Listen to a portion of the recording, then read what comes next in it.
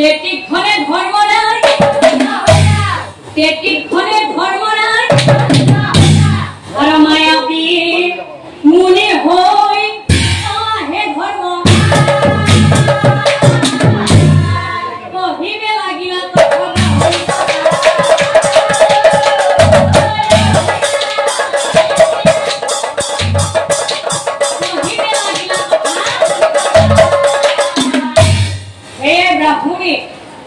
हे ब्राह्मणी खुनाई आरुना कांदी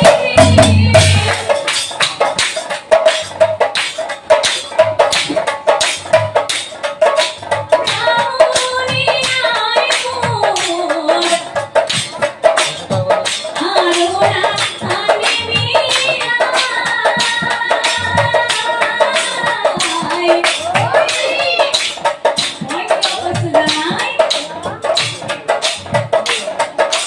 मीरा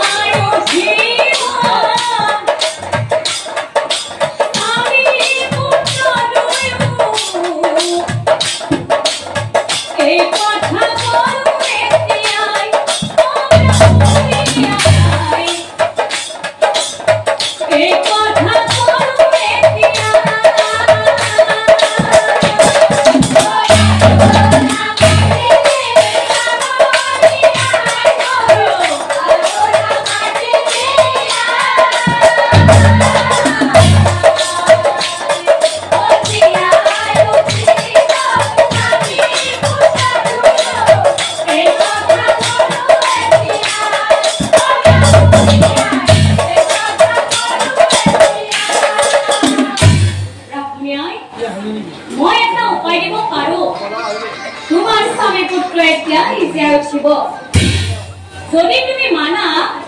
বা বিশ্বাস কৰা মই এটা উপায় দিব পাৰো কি জানাই এক উপায় আছে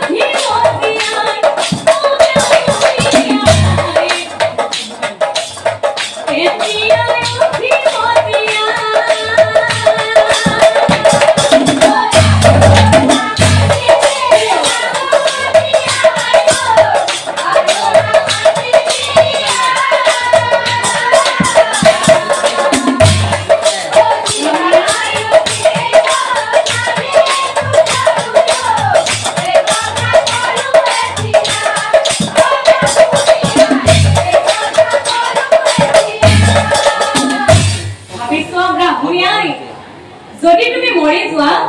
তোমাৰ স্বামী পুত্ৰ এতিয়াই জীয়াই উঠিব পাৰিবানে এতিয়া ব্ৰাহ্মণীয়ে চিন্তা কৰিল কি কৰো নাই নাই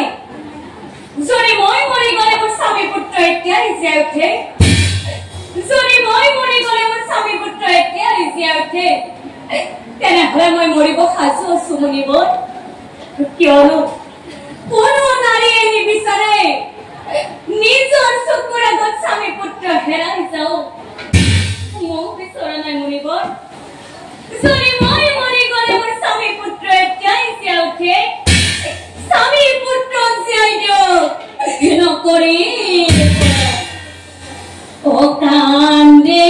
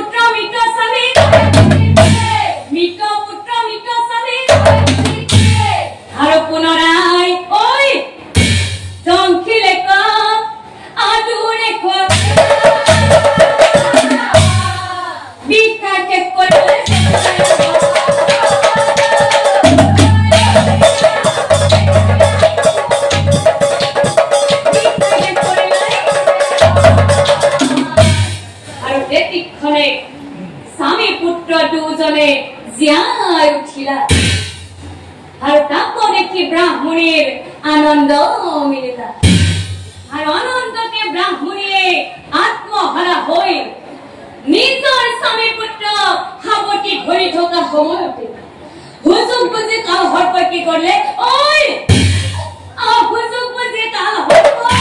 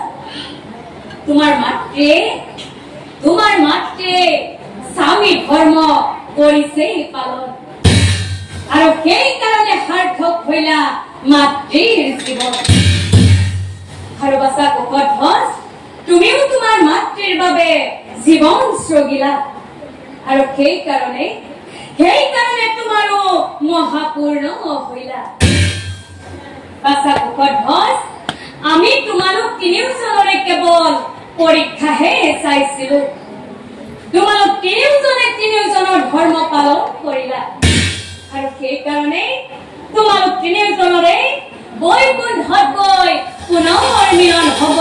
নিশ্চয় জানি বাছা বুকত ধ্বজ পুত্ৰই যদি সৎগুণ সৎ কৰ্ম আৰু সৎ চৰিত্ৰৱান হৈ পিতৃ মাতৃক শ্ৰদ্ধা আৰু ভক্তি কৰে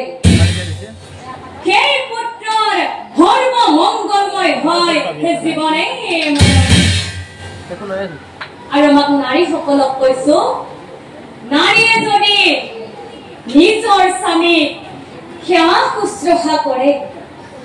স্বামীৰ আয়ু বৃদ্ধি হয় আৰু সুসন্তান লাভ কৰে জীৱনৰ পুৱাতে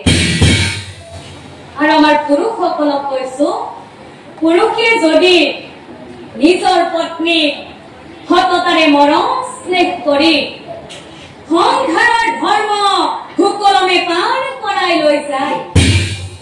সেই ঘৰ সংসাৰ সুমধুৰ হয় আৰু সৰ্ব মংগলময় হয় সেই জীৱনৰ বেলা গতিকে বাছা বুকত ধ্বজ তোমালোক তিনিওজনৰ ধৰ্ম পালন কৰিলা সেই বাছা বুকত ধ্বজ তোমাৰ মাতৃয়ে যে ইয়াত মৰি আছে তোমাৰ মাতৃ এতিয়াই জীয়াই উঠিব মোৰ স্পৰ্শ পোৱাৰ লগে লগে তোমাৰ মাতৃ এতিয়াই জীয়াই উঠিব আৰু অহা জনমত তোমালোক তিনিওজনৰে বৈকুণ্ঠত গৈ পুনৰ মিলন হ'ব নিশ্চয় জানি বাছা বুকত ধ্বজ অময়ে ধৰ্মময়ে